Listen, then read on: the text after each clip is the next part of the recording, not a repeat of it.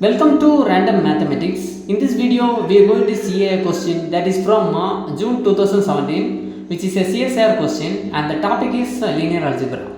So the question is, they given a general 2 cross 2 real matrix with the determinant is equal to 1 and the trace is equal to 3. So we have to find the value of trace of a square.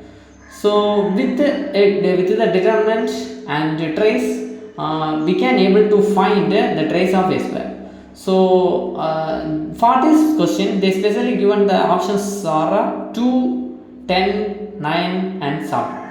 So we are going to see a systematic way to find the answer, so that you can handle any questions based on this model. Okay, so first of all, the basics. First of all, in the basics, we are going to take a general 2 cross 2 matrix.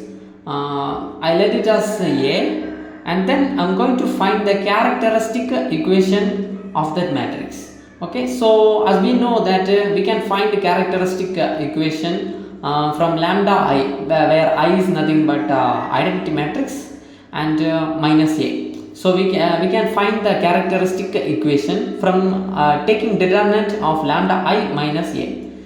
So with some little computation and based on the determinant properties, finally we can get like determinant lambda I minus A is nothing but lambda square minus some addition term lambda plus some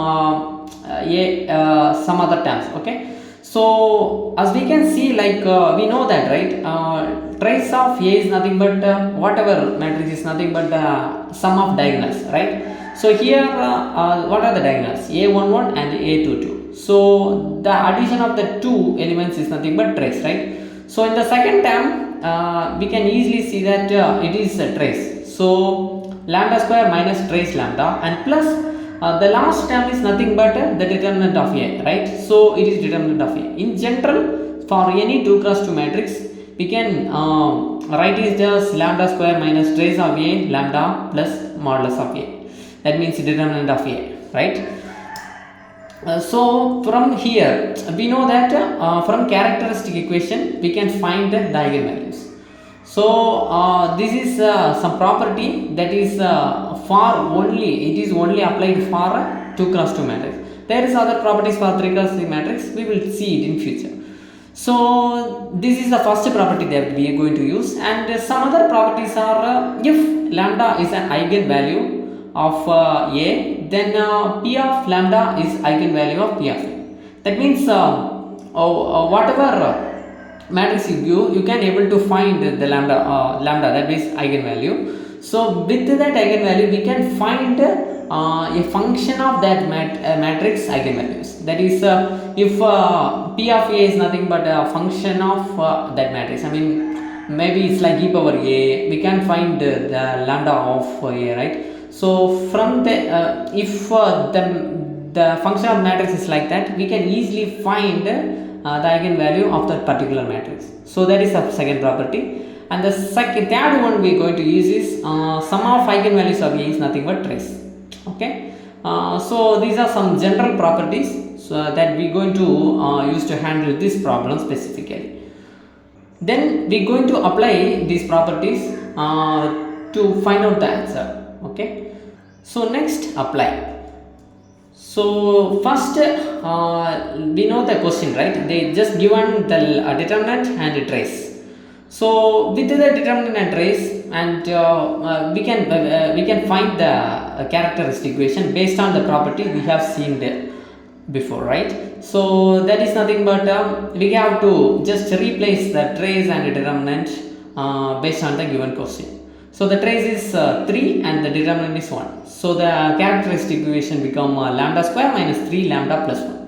So in order to find the eigenvalues, we just have to solve that quadratic equation. So in order to solve that, we know the formula, right? So lambda is with some little computation, we can get lambda is nothing but 3 plus or minus square root of 5 divided by 2.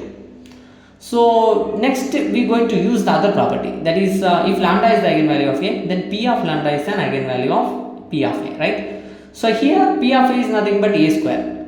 So that means if a is eigenvalue of small a, I mean lambda is eigenvalue of a, then lambda square is the eigenvalue of a square, right? That was the property saying. So here we know that we already know the eigenvalues of a, right? So from there we can easily calculate eigenvalues of a square is nothing but 3 plus or minus square root of 5 divided by 2 the whole square. Okay.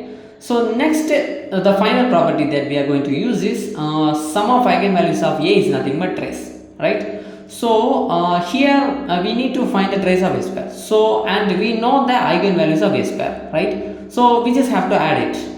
So if we add the two components, that is one is in plus term and another is in minus term, right? So if you add the two terms and then add it and then some little computation, we can finally get the trace of a square is nothing but 7.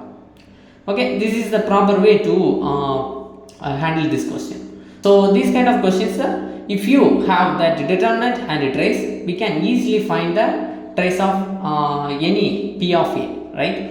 So now we recall the concepts that we have used to solve this question. So first one is for any matrix A which is a 2 cross 2, the determinant of lambda I minus a is nothing but lambda square minus trace of a lambda plus determinant of a. It is so much useful to solve many questions.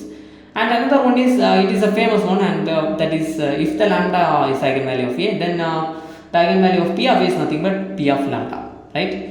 And then another one is sum of the eigenvalues of a is nothing but trace of a. Okay, so if you have the eigenvalues, if you just sum it, then we can easily find the trace of a.